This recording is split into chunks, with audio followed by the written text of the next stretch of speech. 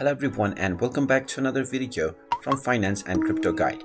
In this video, I'm going to show you how to change your email address on Spendee application. So let's get started right away.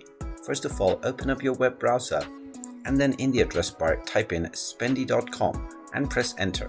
You will now be taken into the official website for Spendee.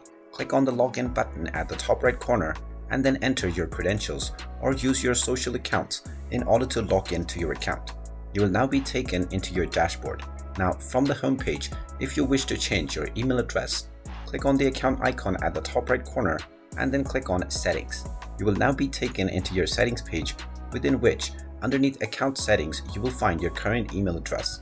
Go ahead and type in your preferred new email address and then click on update my settings.